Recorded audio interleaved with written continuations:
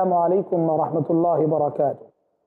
अल्हम्दुलिल्लाहि रब्बिल आलमीन वस्सलातु वस्सलामु अला अशरफिल अंबिया'i वल मुरसलीन व अला आलिहि व अस्हाबिहि अजमाईन व अला मन तबिअहुम बि इहसान इला यौमिद्दीन, अम्मा बअद। सुब्हानका ला इल्म लना इल्ला मा अल्लमतना इन्नका अंतल अलीमुल हकीम। नाज़रीन, प्रोग्राम खौफ क्या सच क्या झूठ की एक और कड़ी लेकर आज मैं आपकी खिदमत में हाजिर हूँ। इस प्रोग्राम में हम आपके उन सवालात के जवाबात देने की कोशिश करते हैं जो सवालात आपकी ज़िंदगी की उलझन बने हुए हों, खुसूसन जिन्नात, जादू और नज़र बद से ताल्लुक़ रखने वाले मसाइल जो आप हम तक भेजते हैं व्हाट्सएप के ज़रिए, ईमेल के ज़रिए से। हम आपके जवाबात किताब और सुन्नत की रोशनी में देने की कोशिश करते हैं। आइए सवालात का सिलसिला शुरू करते हैं और पहला सवाल लेते हैं उन सवालात में से जो हम तक व्हाट्सएप के ज़रिए आए। अस्सलामु अलैकुम वरहमतुल्लाहि वबरकातुहू। हमारा ये सवाल है कि हमें एक नया घर बनाना चाहते हैं, तो वहाँ पे कुछ शैतान, जादू या कुछ असरात रहती हैं कि जिन्नात का, तो उसे कतई करना पड़ता है कि हमें कुछ शक नहीं, लेकिन क्या करना उसे कुरान और हदीस से क्या है, कुछ इलाज करके घर बनना कि क्या है हिफाजत के लिए, क्या करके हमारा सवाल है, इसका जवाब दियो इंशाअल्लाह। नाज़रीन, भाई ने सवाल किया है कि नया घर बनाना हो और जिस जगह घर बनाने की बात है उस जगह के सिलसिले में ये अंदेशा हो कि वहाँ जिन्नात का बसेरा है या किसी तरह के आसेब के असरात हैं, तो फिर हम क्या करें। अगर इस तरह के असरात का अंदेशा है तो सबसे पहली चीज़ देखिए इस्तिखारा। आप घर बनाने का आगाज़ इस्तिखारा से कीजिए। इस्तिखारा बहुत बड़ी चीज़ है। हज़रत जाबिर रज़ी अल्लाह अन्हु कहते हैं कि नबी करीम सल्लल्लाहु अलैहि वसल्लम जिस तरह हमें तशहुद सिखाया करते थे, हर काम में इसी तरह आप इस्तिखारा सिखाया करते थे। इस्तिखारा कीजिए। इस्तिखारे का मतलब होता है कि अल्लाह ताला से खैर तलब करना।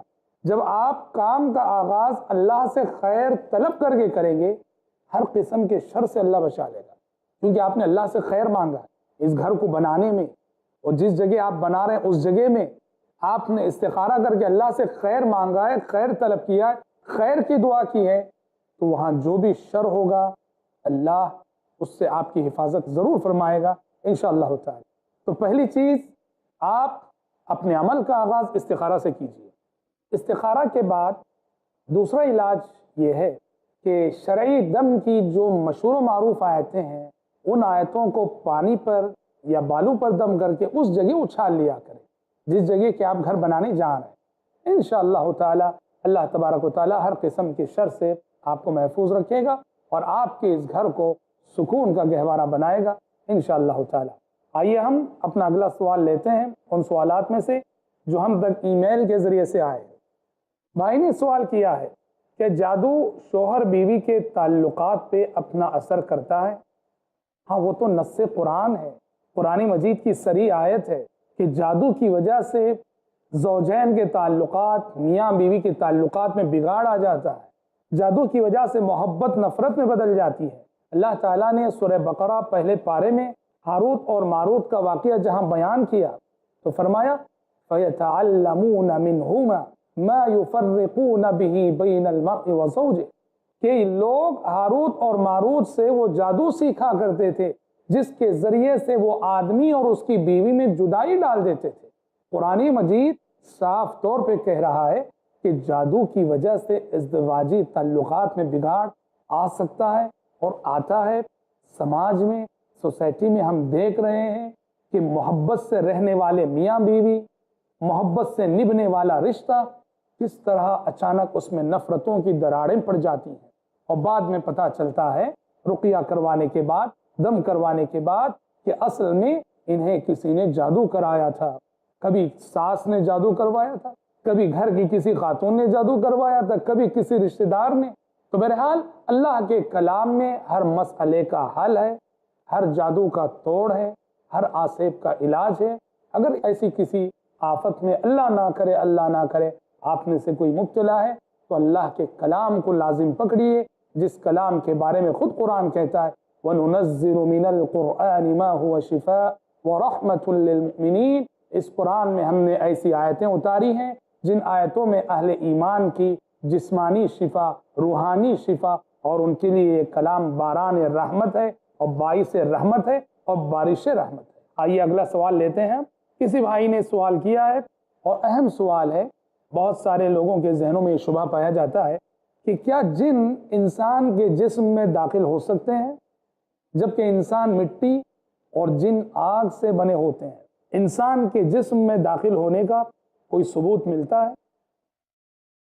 कुरान और हदीस को अगर हम सामने रखकर देखें तो कुरान मजीद के अंदर भी और अहादीस में भी कई सबूत मिलते हैं कि जिन हालांकि वो आग से बने हैं और इंसान हालांकि वो मिट्टी से बना है, दोनों की तख्लीक का उन्सुर अलग अलग है, दोनों की तख्लीक का मादा अलग अलग है, लेकिन उसके बावजूद जिन इंसान के अंदर दाखिल हो सकता है, इंसान पे सवार हो सकता है।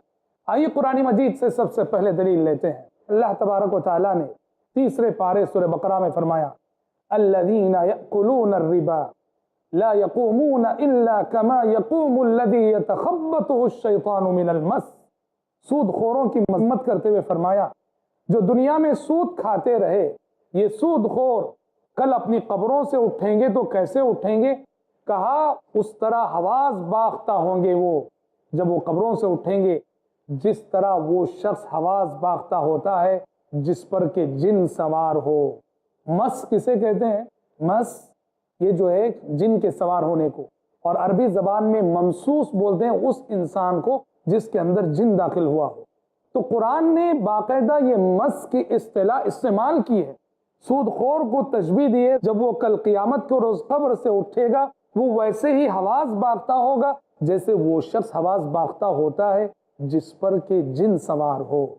जहां तक अहादीस की बात है तो नबी करीम सल्लल्लाहु अलैहि वसल्लम ने बुखारी शरीफ की मशहूर हदीस में फरमाया, इन्न शैतान यजरी मिनल इंसानी मजरा दम, कि शैतान इंसान की रगों में खून की मानिंद दौड़ता है।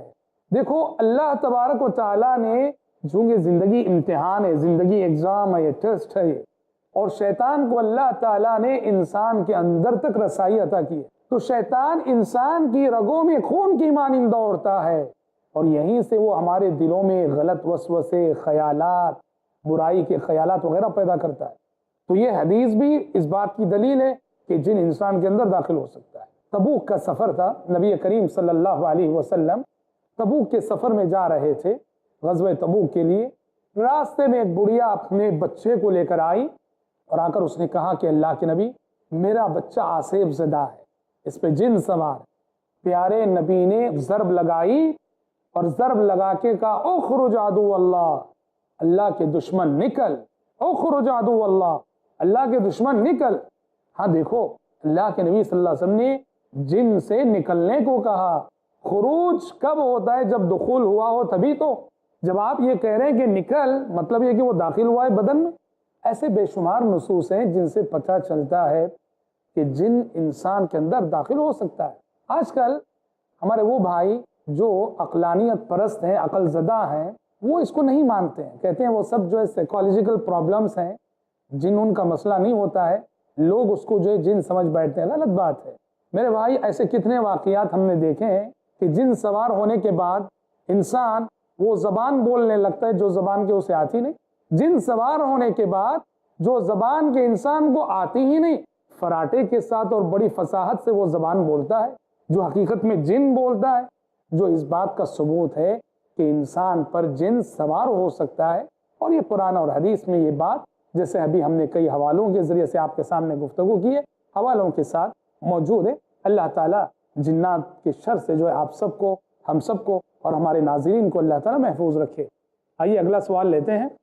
ईमेल के ज़रिए से किसी खातून ने सवाल किया है कि मेरी बच्ची को शायद जिन का असर है, जब जिन आता है तो उसका सीना ज़ोर ज़ोर से फूलने लगता है, ऐसा लगता है जैसे उसका दम निकल जाएगा।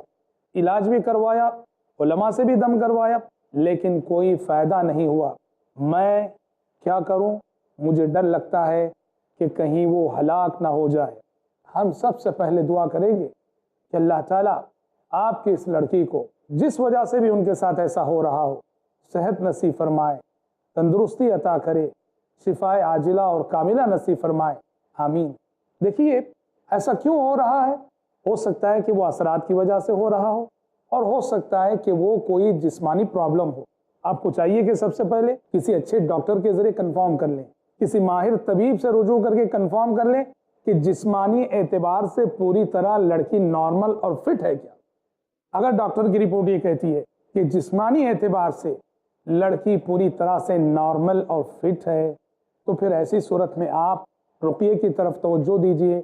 और मैं ख़ास तौर पे मशवरा देना चाहूँगा, हिजामा करवाइए, पशना करवाइए, कपिंग जिसे कहते हैं। तो लिहाजा हिजामा करवाइए।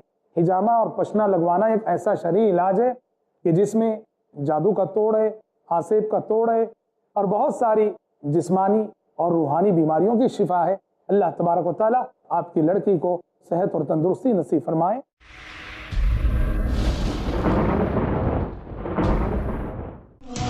इलाज जिस्मानी हो या ज़हनी, उस शख्सियत के तालीमात से जानिए जिन्हें चुना गया सारे आलम के लिए।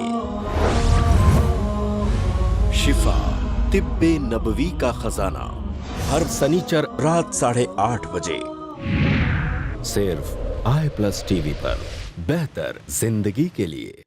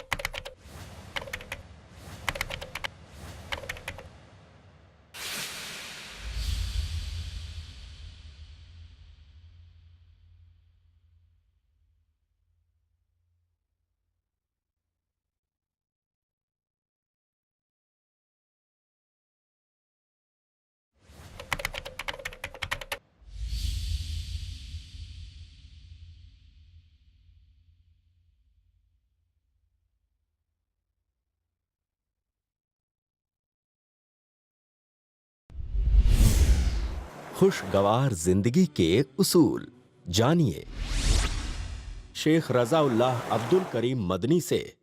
आज की टेंशन भरी जिंदगी में अपने आप को खुश रखने के इस्लामी उसूल, हर बुध रात 8:30 बजे सिर्फ i+ टीवी पर, बेहतर जिंदगी के लिए।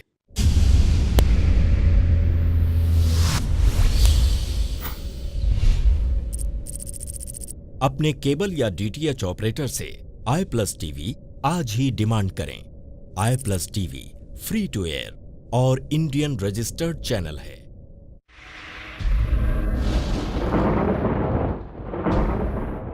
आगे बढ़ते हैं और अपना अगला सवाल हम लेते हैं।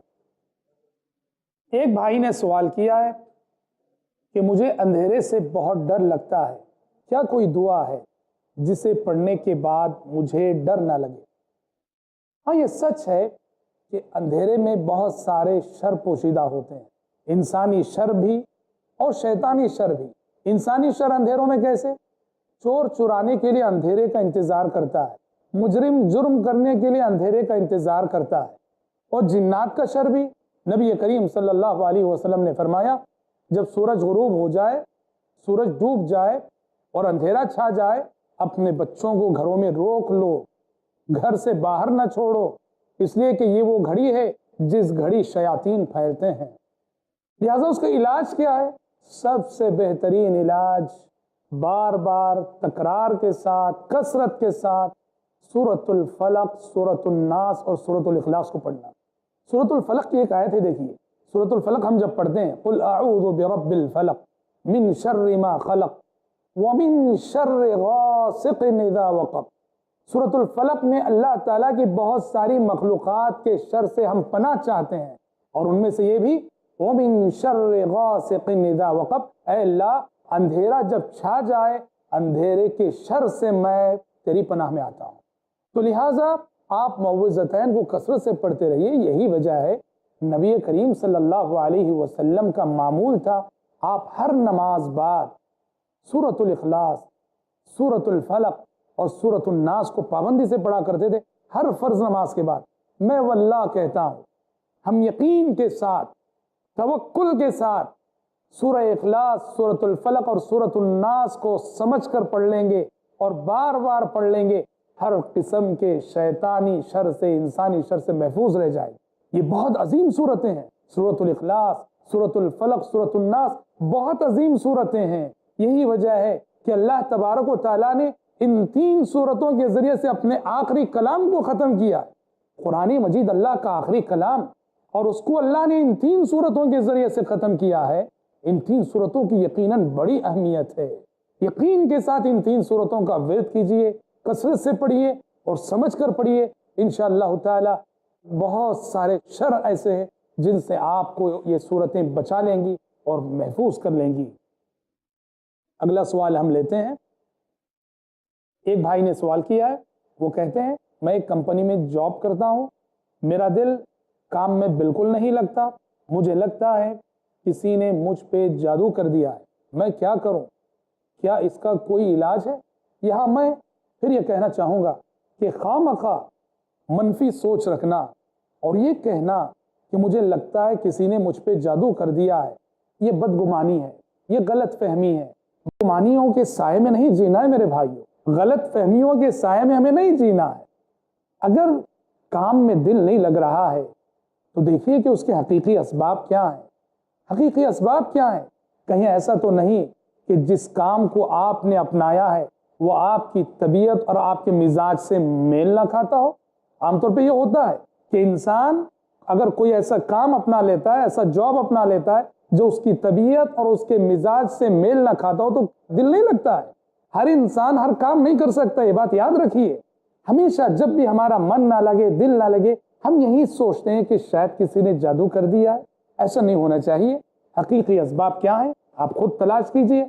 आप अपने मिजाज को, अपनी तबीयत को और अपने रुझानात को, अपने मैलानात को आप बेहतर समझते हैं। ताहम अगर आपको शक है कि किसी ने कुछ किया होगा, हम आपको मशवरा देंगे किसी अच्छे दम करने वाले शरई मुआलिज से आप रुकिया करवा लीजिए, दम करवा लीजिए।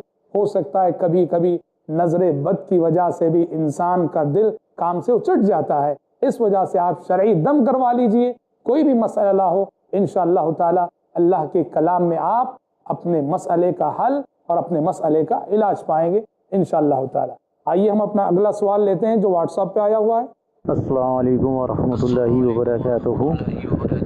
शेख साहब मैं मुरादाबाद यूपी से बोल रहा हूँ, मोहम्मद रियाज सैफ़ी। मेरा सवाल यह है कि मैं नमाज़ पढ़ते हुए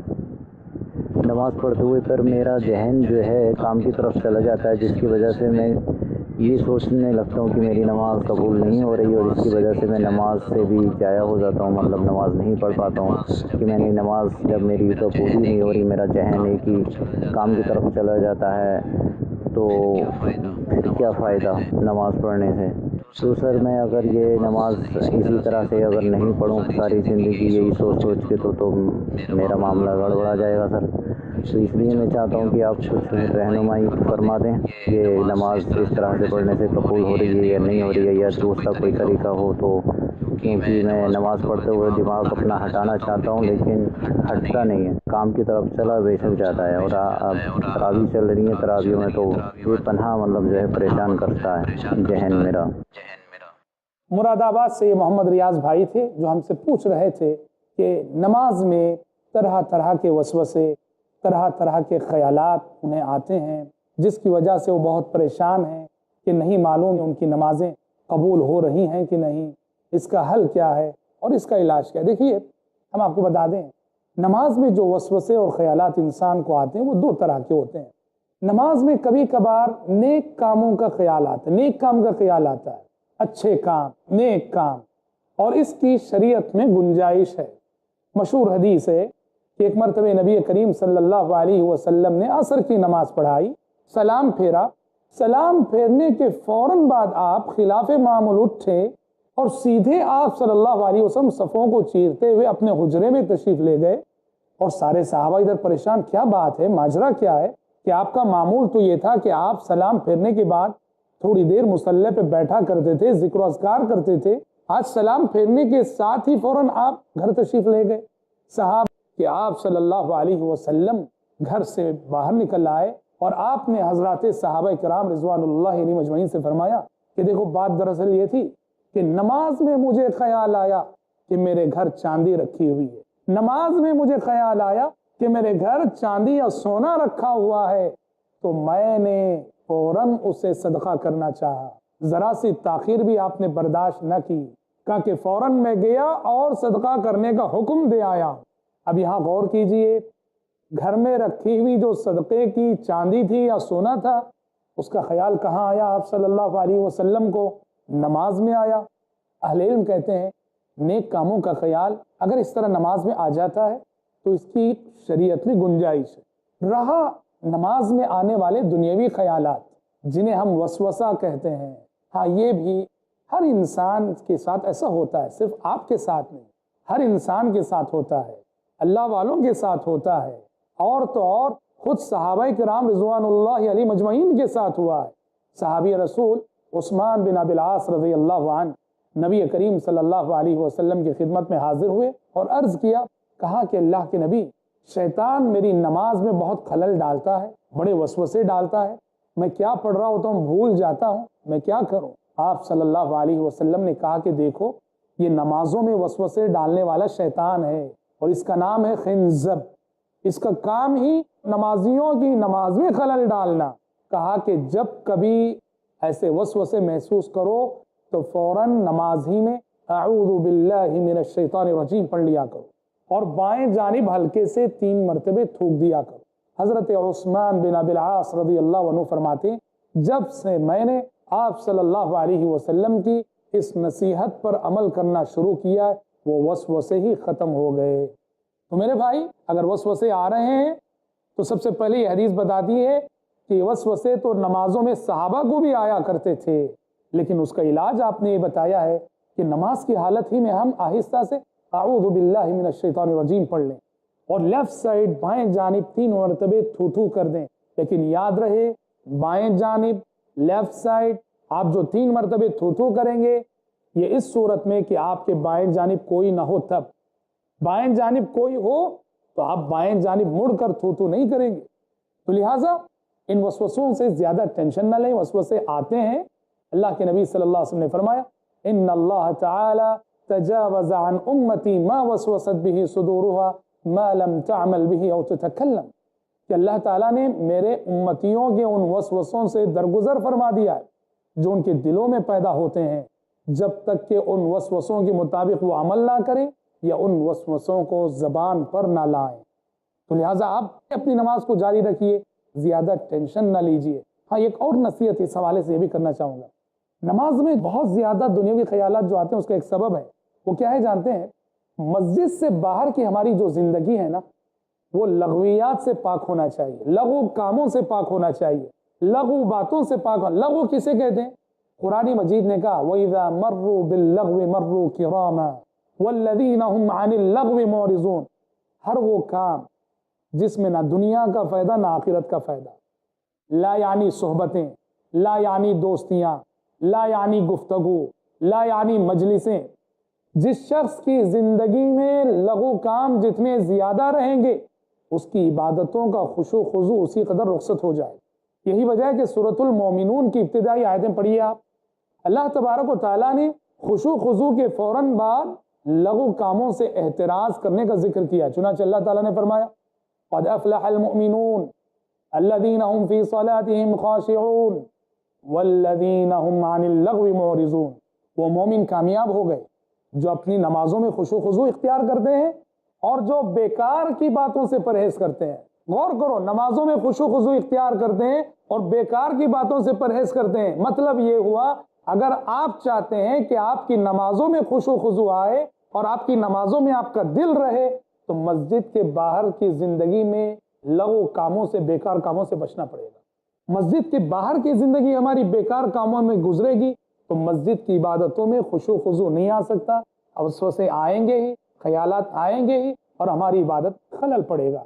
इससे इज्तिनाब कीजिए। बहरहाल आज की इस नशिस्त में हम इन सवालात पे इक्तफा करते हैं। आपके और सवालात हमारे पास हैं जिन्हें लेकर हम इंशाअल्लाह ताला आपकी खिदमत में अगली मजलिस में हाजिर होंगे। आज हम इजाज़त दीजिए। अस्सलामु अलैकुम व रहमतुल्लाहि व बरकातहू।